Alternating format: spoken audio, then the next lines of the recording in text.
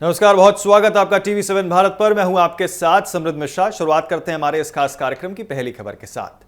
France में आयोजित G7 शिखर सम्मेलन के दौरान प्रधानमंत्री नरेंद्र मोदी और अमेरिकी राष्ट्रपति डोनाल्ड ट्रंप की मुलाकात वैश्विक रणनीति और राजनीति की सबसे अहम बैठकों में से एक वो मानी जा रही है। दरअसल पश्चिम एशिया में बढ़ता तनाव, होर्मुज़ स्ट्रेट्स में अस्थिरता और इसी के साथ वैश्विक ऊर्जा सुरक्षा, भारत अमेरिका व्यापार समझौते और समुद्री मार्गों की सुरक्षा जैसे बड़े मुद्दों पर मुलाकात हुई है और दोनों ने यहाँ पर केंद्र में रहने वाले तमाम मुद्दे बताए गए हैं। ऐसे समय में जब दुनिया ऊर्जा आपूर्ति और वैश्विक व्यापार को लेकर चिंतित है, मोदी और ट्रंप की यह बातचीत केवल द्विपक्षीय संबंधों तक सीमित नहीं है, बल्कि आपको बता दें कि वैश्विक अर्थव्यवस्था पर भी असर डाल सकती है। दरअसल आपको बता दें कि फ्रांस के एवियन शहर में आयोजित G7 शिखर सम्मेलन के दौरान प्रधानमंत्री नरेंद्र मोदी और अमेरिकी राष्ट्रपति डोनाल्ड ट्रंप की मुलाकात पर दुनिया भर की नजरें वो टिकी हुई हैं। करीब 16 महीने बाद दोनों नेता आमने सामने आए। शिखर सम्मेलन के दौरान दोनों नेताओं ने गर्मजोशी से हाथ मिलाया और संक्षिप्त बातचीत भी की है। लेकिन असली महत्व उस द्विपक्षीय बैठक का है जिसकी असर या जिसमें ऊर्जा, व्यापार और सुरक्षा से जुड़े कई महत्वपूर्ण मुद्दों पर चर्चा होने की उम्मीद है। सूत्रों के अनुसार आपको बता दें कि दोनों देश दीर्घकालीन ऊर्जा समझौते और साझेदारी को और मजबूत करने पर विचार कर रहे हैं, खासकर ऐसे समय में जब पश्चिम एशिया में बढ़ते तनाव ने वैश्विक ऊर्जा आपूर्ति को लेकर नई चिंता जताई है और नई चिंताएं पैदा कर दी हैं। इस मुलाकात का सबसे महत्वपूर्ण एजेंडा दरअसल होर्मुज़ जल डमरू है। आपको बता दें कि जल डमरू मध्य की वजह से स्थिति वो माना जा रहा है। होर्मुज़ दुनिया के सबसे महत्वपूर्ण समुद्री मार्गों में से एक है। दुनिया के सबसे, या यूं कहें कि दुनिया के अधिक हिस्से वो कच्चा तेल और प्राकृतिक गैस इसी रास्ते से गुजरती है। यदि इस क्षेत्र में तनाव वो बढ़ता है या समुद्री यातायात वो प्रभावित होता है, तो उसका सीधा असर वो वैश्विक तेल कीमतों और अंतर्राष्ट्रीय व्यापार पर पड़ सकता है। भारत दुनिया के सबसे बड़े ऊर्जा आयात देशों में शामिल है। ऐसे में ऊर्जा में किसी तरह की अस्थिरता भारत की ऊर्जा सुरक्षा और आर्थिक योजना को प्रभावित कर सकती है। G7 को आपको बता दें कि यहाँ पर आउटरीच सत्र को संबोधित करते हुए प्रधानमंत्री नरेंद्र मोदी ने भी इस मुद्दे को प्रमुखता से उठाया है। उन्होंने कहा कि पश्चिम एशिया में शांति के प्रयासों का स्वागत किया जाना चाहिए, लेकिन क्षेत्र में संघर्ष के कारण जानमाल का नुकसान हुआ है और समुद्री व्यापार प्रभावित हुआ है। प्रधानमंत्री मोदी ने विशेष रूप से आपको बता दें कि समुद्री मार्गों की सुरक्षा और इसी के साथ नाविकों की सुरक्षा सुनिश्चित करने की आवश्यकता पर जोर दिया है। उन्होंने कहा कि वैश्विक व्यापार को जोड़ने वाली समुद्री कर्मचारी और इसी के साथ नाविक पूरी दुनिया की साझेदारी करते हैं और बहुत जिम्मेदार होते हैं। आपको बता दें कि यह सबकी साझा जिम्मेदारी है। सूत्रों के मुताबिक भारत और अमेरिका के बीच प्रस्तावित व्यापार समझौता भी अंतिम चरण में पहुंच चुका है। पहले एक वर्ष में आपको बता दें दोनों देशों के बीच व्यापार, बाजार पहुंच और इसी के साथ टैरिफ और निवेश जैसे मुद्दों पर बातचीत चल रही थी। अब उम्मीद की जा रही है कि आने वाले हफ्तों में किसी महत्वपूर्ण साझेदारी की दिशा में प्रगति हो सकती है। विशेषज्ञों का मानना है कि यदि यह समझौता सफल होता है तो इससे दोनों देशों के बीच व्यापारिक संबंधों को नई गति वो मिलेगी। भारत को निर्यात बढ़ाने का अवसर वो मिलेगा, जबकि अमेरिकी कंपनियों के लिए भारतीय बाजार में निवेश के नए रास्ते खुल सकते हैं। मोदी और ट्रंप की मुलाकात ऐसे समय में हो रही है जब वैश्विक राजनीति वो काफी तेजी से बदल रही है। एक तरफ पश्चिम एशिया में तनाव है, दूसरी तरफ दुनिया की बड़ी अर्थव्यवस्थाएं सप्लाई चेन को सुरक्षित और सुरक्षित बनाने की दिशा में कोशिश कर रही हैं। कोविड महामारी, रूस यूक्रेन संघर्ष और इसी के साथ आपको बता दें कि क्षेत्रीय युद्ध ने भी साबित कर दिया है कि किसी भी एक क्षेत्र में संकट पूरी दुनिया की अर्थव्यवस्था को किस तरीके से प्रभावित कर सकता है। भारत और अमेरिका दोनों अब वैकल्पिक सप्लाई चेन, ऊर्जा स्रोत और इसी के साथ रणनीतिक साझेदारी पर अधिक ध्यान दे रहे हैं। विश्लेषकों के अनुसार आपको बता दें कि यहाँ भारत अमेरिका संबंध पिछले एक दशक से लगातार मजबूत हुए हैं। रक्षा, इसी के साथ प्रौद्योगिकी, ऊर्जा, अंतरिक्ष और व्यापार जैसे क्षेत्रों में दोनों देशों का जो सहयोग है वो काफी ज्यादा बड़ा है। भारत अमेरिका का एक प्रमुख व्यापार साझेदार है, जबकि भारत इंडो पैसिफिक क्षेत्र में अमेरिका की रणनीति सोच को वो महत्वपूर्ण हिस्सा माना जाता है। ऊर्जा क्षेत्र में भी भारत अमेरिका वो आपको बता दें कच्चे तेल और इसी के साथ LNG यानी कि जो तरलकृत प्रतिक्रियाएं गैस हैं उनका आयात बढ़ रहा है। यही कारण है कि ऊर्जा सुरक्षा दोनों देशों के रिश्तों को प्रमुख स्तंभ वो बनती है। विशेषज्ञ मानते हैं कि यदि पश्चिमी एशिया में अस्थिरता बढ़ती है तो भारत और अमेरिका के बीच ऊर्जा सहयोग और अधिक महत्वपूर्ण हो जाएगा। G7 शिखर सम्मेलन में आपको बता दें कि प्रधानमंत्री मोदी की मौजूदगी की बढ़ती वैश्विक भूमिका को भी जो है दर्शाता है। भारत भले ही G7 का स्थायी सदस्य नहीं है, लेकिन लगातार 13वीं बार आमंत्रित साझेदार देश के रूप में जो है उसकी भागीदारी ये दिखाती है कि वैश्विक मुद्दों पर भारत की राय को कितनी गंभीरता से लिया जाता है। जलवायु परिवर्तन के साथ आपको बता दें कि वैश्विक विकास, डिजिटल अर्थव्यवस्था, खाद्य सुरक्षा और इसी के साथ आपको बता दें कि यह ऊर्जा सुरक्षा जैसे विषयों पर जो है भारत की भूमिका लगातार मजबूत होती रही है। इसी बीच प्रधानमंत्री नरेंद्र मोदी ने आपको बता दें समुद्री सुरक्षा को लेकर भी महत्वपूर्ण संदेश दिया है। उन्होंने कहा कि अंतर्राष्ट्रीय समुद्री मार्गों की सुरक्षा केवल किसी एक देश की जिम्मेदारी नहीं बल्कि पूरी दुनिया की साझेदारी और यूं कहें कि साझा जिम्मेदारी है। उन्होंने इस बात पर जोर दिया है कि वैश्विक व्यापार की निस्तारणता और आर्थिक स्थिरता के लिए जो है समुद्री मार्गों का सुरक्षित होना बहुत आवश्यक है।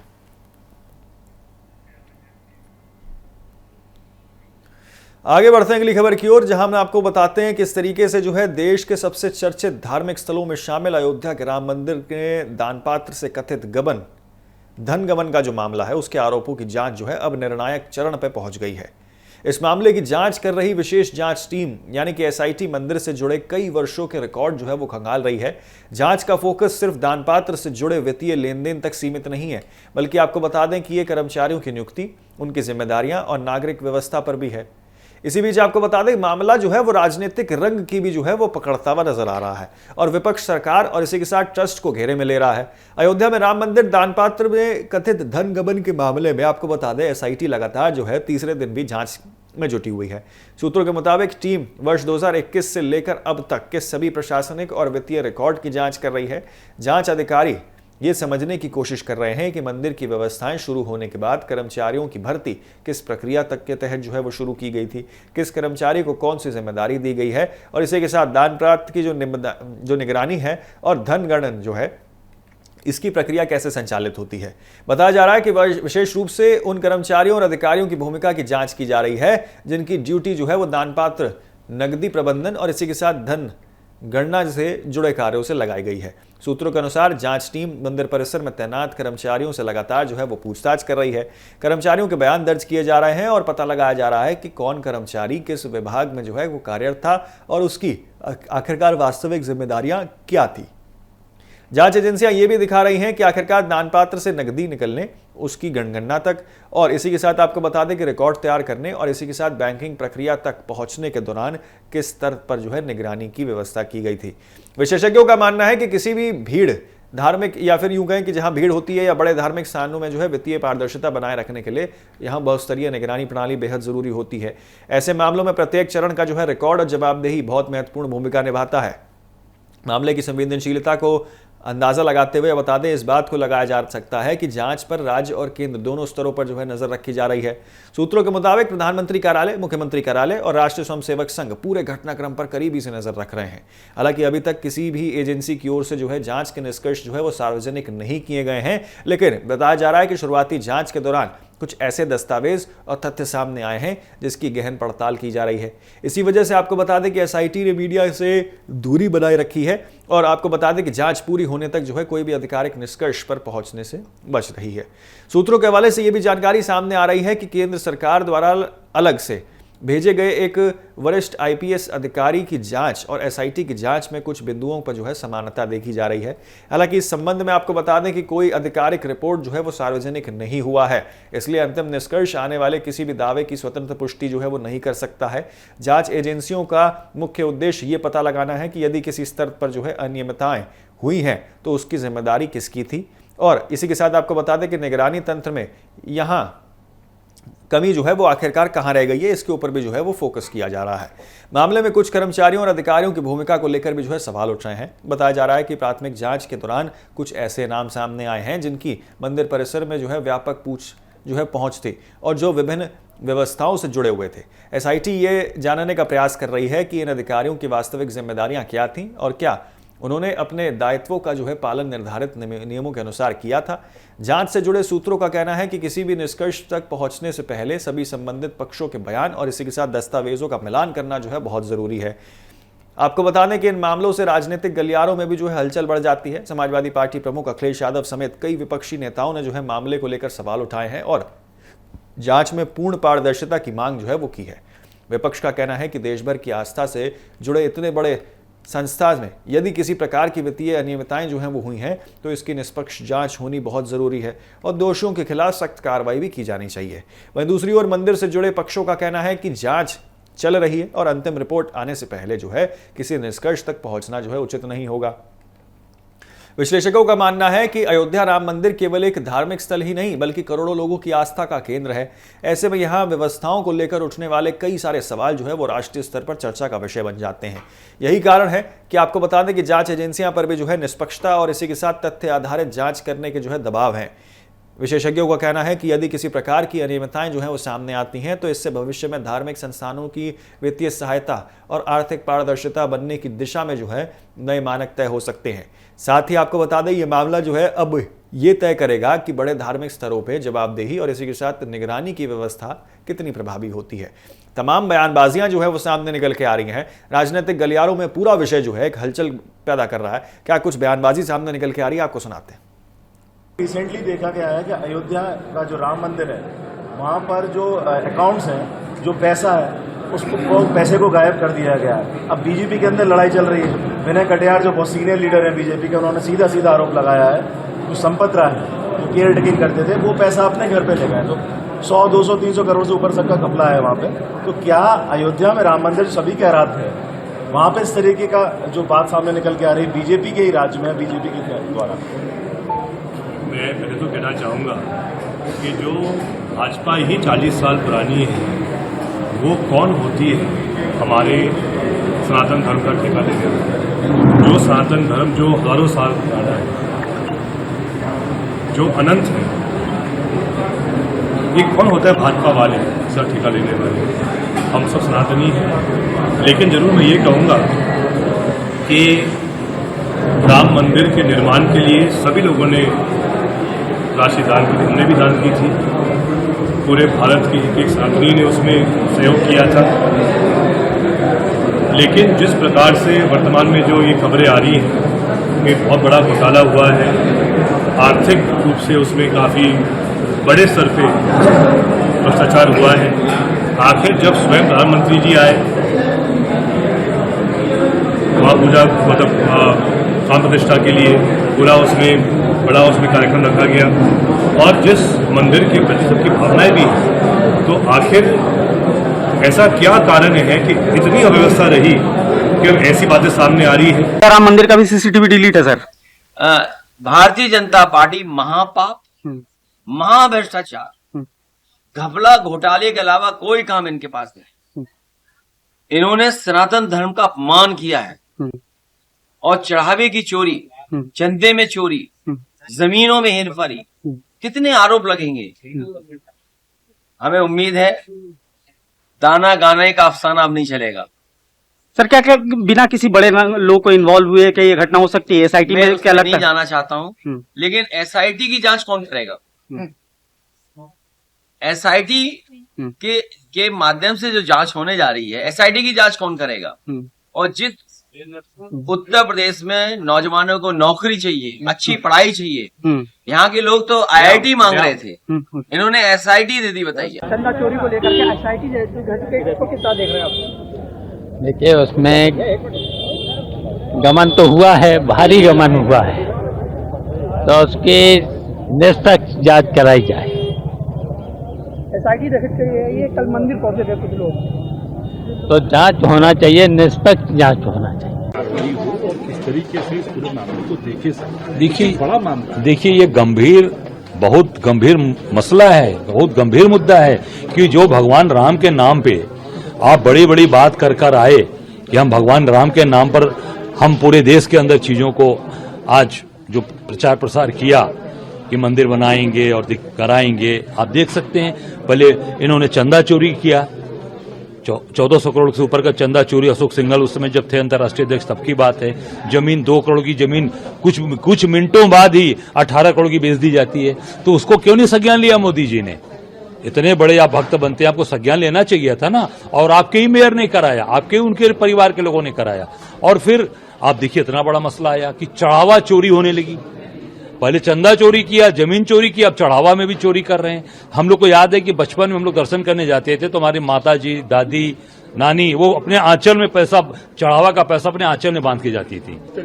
जांच माननीय हाईकोर्ट के सिटिंग जज से हम चाहते हैं कि जांच कराएं और समयबद्ध जांच होनी चाहिए। और जो व्यक्ति खुद एसआईटी में उन अधिकारियों को लगाया गया है, जो महाकुंभ के समय कमिश्नर था विजय विश्वास पंत, उस व्यक्ति को जांच के लिए लगाया गया है, तो खुद अपनी जांच में घिरा हुआ है, तो जांच कैसा करेगा? वो तो जो सरकार चाहेगी वो लिख के रिपोर्ट देंगे वो। तो ऐसे व्यक्ति को तत्काल हटाया जाए और माननीय उच्च न्यायालय के सिटिंग जज के द्वारा उसकी जांच कराई जाए। आगे बढ़ते हैं, आपको बता दें कि दिल्ली में ओजोन यानी कि बाढ़ संभावित क्षेत्र में जो है स्थित कॉलोनियों को लेकर जो है राजनीतिक घमासान तेज हो गया है। आम आदमी पार्टी ने आरोप लगाया कि दशकों से बसे लाखों लोगों के घरों पर जो है बुलडोजर का खतरा मंडरा रहा है, लेकिन सरकार यहां स्थायी समाधान देने से विफल रही है।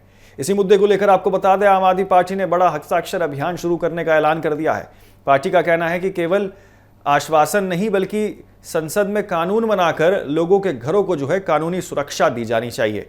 राजधानी दिल्ली में ओजोन प्रभावित क्षेत्रों को लेकर आम आदमी पार्टी ने केंद्र और भाजपा सरकार पर बड़ा हमला जो है वो बोल दिया है। दिल्ली प्रदेश अध्यक्ष सौरभ भारद्वाज और विधायक संजीव झा ने आरोप लगाया कि केंद्र सरकार, दिल्ली सरकार, एमसीडी, डीडीए और अन्य एजेंसियां जो हैं वो भाजपा पर जो है नियंत्रित होने के बावजूद प्रभावी ढंग से जो है और प्रभावित लोगों को जो है वो राहत नहीं दिला पा रही हैं। आपका कहना है कि जिन इलाकों में दशकों से लोग रह रहे हैं वहां अब तक अचानक बुलडोजर कार्रवाई और तोड़फोड़ का खतरा खड़ा हो गया है। इससे हजारों परिवारों में जो है असुरक्षा की भावना बढ़ गई है। सौरभ भारद्वाज ने भाजपा की 4 इंजन वाली सरकार पर निशाना साधते हुए कहा है कि दिल्ली में सत्ता के लगभग सभी प्रमुख स्थानों पर एक ही दल की नियंत्रण होने के बावजूद भी जवाबदेही कमजोर हो गई है। उन्होंने दावा किया है कि पहले झुग्गी बस्तियां, फिर अब अधिकृत कॉलोनियों और अब ओजोन क्षेत्रों में रहने वाले लोगों पर जो है कार्रवाई की जा रही है। आप नेताओं ने कहा है कि कई परिवार 40 से 50 वर्षों से जो है इन इलाकों में रह रहे हैं और उन्होंने अपने जीवन की पूरी कमाई जो है इन मकानों पर बनाने में लगा दी है। इस पूरे विवाद का केंद्र ओजोन क्षेत्र है। विशेषज्ञों के अनुसार ओजोन या फिर आपको बता दें कि फ्लड फ्लेट जोन वो इलाके होते हैं जो नदी के प्राकृतिक बहाव और बाढ़ नियंत्रण से जुड़े हुए होते हैं। यमुना नदी के किनारे के कई हिस्से जो है वो पर्यावरण दृष्टि से संवेदनशील माने जाते हैं। पर्यावरण संरक्षण और बाढ़ नियंत्रण के लिए इन क्षेत्रों में जो है यहाँ निर्माण गतिविधियों पर विभिन्न प्रकार के जो है प्रतिबंध लगाए जाते हैं। लेकिन समय के साथ कई इलाकों में जो है बड़ी आबादी जो है वो बस गई है और हजारों मकान भी जो है अब बन गए हैं। यही कारण है कि अब पर्यावरण संरक्षण और मानव बस्तियों की अधिकारों के बीच जो है संतुलन बनाने की चुनौती जो है वो सामने खड़ी हो गई है। विधायक संजीव झा ने दावा किया है कि ओजोन से प्रभावित लगभग 91 कॉलोनियों के लाखों लोग यहाँ पर अनिश्चितता के माहौल में आकर जो है वो खड़े हो गए हैं। उन्होंने कहा कि भाजपा के नेता लगातार आश्वासन दे रहे हैं लेकिन समस्या का स्थायी समाधान नहीं निकल पा रहा है। आपका कहना है कि अगर सरकार वास्तव में लोगों के घर बचाना चाहती है तो संसद में जो है विशेष कानून लाकर इन कॉलोनियों को जो है कानूनी सुरक्षा जो है वो प्रदान की जानी चाहिए। पार्टी ने तर्क दिया है कि जब यहाँ पर अधिकृत कॉलोनियों के लिए जो है विशेष प्रावधान बनाए जा सकते हैं तो ओजोन प्रभावित क्षेत्र जो है उनके लिए कोई कानूनी समाधान संभव क्यों नहीं है। आपको बता दें कि बदरपुर क्षेत्र को लेकर भी पार्टी ने चिंता जताई है। आप नेताओं का दावा है कि सबसे अधिक प्रभाव जो है वो बदरपुर विधानसभा क्षेत्र की कॉलोनियों पर जो है वो पड़ रहा है। उनके अनुसार करीब 45 कॉलोनियां जो हैं वो सीधे तौर पर प्रभावित हो रही हैं। पार्टी का आरोप है कि कुछ ऐसे इलाके भी ओजोन की श्रेणी में शामिल कर दिए गए हैं जो यमुना नदी से जो है काफी दूर हैं। हालांकि इन दावों की पुष्टि जो है वो संबंधित आधिकारिक एजेंसी द्वारा जो है वो की जानी बाकी है, लेकिन इस मुद्दे ने स्थानीय राजनीति को जो है जरूर गरमा दिया है। अब आम आदमी पार्टी ने इस मुद्दे को लेकर जो है जन आंदोलन का रूप देने का तैयारी जो है वो शुरू कर दी है। सौरभ भारद्वाज ने घोषणा की है कि पार्टी प्रभावित कॉलोनियों के घर घर जाकर हस्ताक्षर अभियान चलाएगी। इन अभियान के तहत विधायक, पार्षद और पार्टी कार्यकर्ता लोगों से हस्ताक्षर करवाएंगे और फिर एक बड़ा ज्ञापन तैयार कर केंद्र सरकार को और प्रधानमंत्री मोदी को सौंपेंगे। आपका दावा है कि इस अभियान का उद्देश्य लाखों प्रभावित लोगों की आवाज को जो है संसद तक पहुंचाना है। राजनीतिक विश्लेषकों के अनुसार ओजोन का मुद्दा केवल पर्यावरण या निर्माण नियमों तक सीमित नहीं है, बल्कि ये सीधे तौर पर लाखों लोगों के आवास और आजीविका से जुड़ा हुआ है। जो बयानबाजी सामने निकल के आ रही है, आम आदमी पार्टी क्या कुछ कह रही है, आपको सुनाते हैं। ओजोन के नाम पर पूरे दिल्ली के लगभग 91 कॉलोनियों में लोगों के लिए धराम है और लगातार भारतीय जनता पार्टी के लोग झूठ परोस रहे हैं, चाहे उनके सांसद हों, चाहे उनके मंत्री हों, चाहे उनके मुख्यमंत्री हों। दिल्ली वालों को सब समझ में आ रहा है कि 4 इंजन की इनकी सरकार है, अगर ये चाहे तो एक घर ना टूटे, लेकिन ये घर इसलिए टूट रहे हैं कि ये चाहते हैं कि ओजोन में जो लोग रह रहे हैं उन सबको उजाड़ दिया जाए। सामान्य सा अगर मान लीजिए इनकी इंटेंशन होती कि हमें इसको रोकना है, तो जो प्रोटेक्शन 2020 में था, सुरक्षा 2020 में था कॉलोनियों का, आदमी ले आते, लेकिन उसको जानबूझकर हटा दिया। मैं मनोज तिवारी जी को कल एक प्रेस कॉन्फ्रेंस में सुन रहा था, वो कहते थे कि अगर कह रहे थे अगर मकान बनाना है तो हमसे परमिशन लीजिए। और मकान हमसे मतलब किससे? हमसे मतलब डीडीए से, हमसे मतलब दिल्ली सरकार से, या हमसे मतलब सांसद से। तो मूर्खतापूर्ण बातें कर रहे हैं ये लोग। दिल्ली के ओजोन में रहने वाले लोगों को समाधान नहीं मिल रहा। अगर इसका समाधान निकालना है तो सीधे पार्लियामेंट से निकलेगा, कानून बनाकर निकलेगा। ये कहते हैं कि हम आपको आश्वासन देते हैं एक मकान नहीं टूटेगा। आप कौन होते हैं भाई? दिल्ली में देश के प्रधानमंत्री आए थे, अब प्रधानमंत्री कहकर गए थे कि दिल्ली में कुछ झुग्गी नहीं टूटेगी, भी कॉलोनी मिलेगी, बोल रहे थे। आज झुग्गियां भी टूटी और फैज कॉलोनी भी टूटी और बुलडोजर चल रहा है। तो जब प्रधानमंत्री के बात का भरोसा नहीं है तो तुम्हारे बात का क्या भरोसा? दिल्ली के अंदर जब से भारतीय जनता पार्टी की सरकार बनी है और इनके पास तमाम पावर, सेंटर की, स्टेट की, एमसीडी की, एलजी की इनके पास आई है, तब से दिल्ली के अंदर इनकी सत्ता पर अंकुश लगाने वाला कोई नहीं बचा, क्योंकि सब कुछ इनके पास है। पुलिस भी इनकी, एमसीडी इनकी, डीडीए इनकी, फ्लड डिपार्टमेंट इनका, सब कुछ इनका हो गया। तो पूरी तरीके से सरकार की गुंडागर्दी चल रही है। आज जो बात कर रहे हैं हम ओजोन की बात करेंगे। ओजोन से पहले झुग्गी झोपड़ियों के ऊपर बुलडोजर चले, लाखों लोगों को बेघर किया गया, आप लोगों के सामने है। रोज झुग्गियों पर बुलडोजर चलते थे। रेखा गुप्ता रोज कहती थी कि हम किसी झुग्गी को नहीं तोड़ेंगे और अगले दिन फिर बुलडोजर चलता था। हमने आपको ये साक्ष्यों के साथ दिखाया। रेखा गुप्ता की अपनी कॉन्स्टिट्यूंसी में 5-5 मंजिल बने हुए शालीमार बाग के गांव के घरों के ऊपर बुलडोजर चलाया गया, हम सब लोगों ने देखा। अनऑथराइज कॉलोनीज के अंदर लगातार बुलडोजर चल रहा है, हम लोग देख रहे हैं। और अब वो जोन जिसमें लोग 5-5 दशकों से रह रहे हैं, 50-50 सालों से रह रहे हैं, इतनी सरकारें आई, इतनी सरकारें गई, कभी किसी ने ये नहीं किया कि ओजोन के मकानों के ऊपर बुलडोजर चलाया जाए। तो फिलहाल के लिए हमारी इस खास पेशकश में इतना ही। जल्द होंगे हाजिर ऐसी ही देश और दुनिया की तमाम खबरों के साथ। आप बने रहें सिर्फ TV7 भारत पर।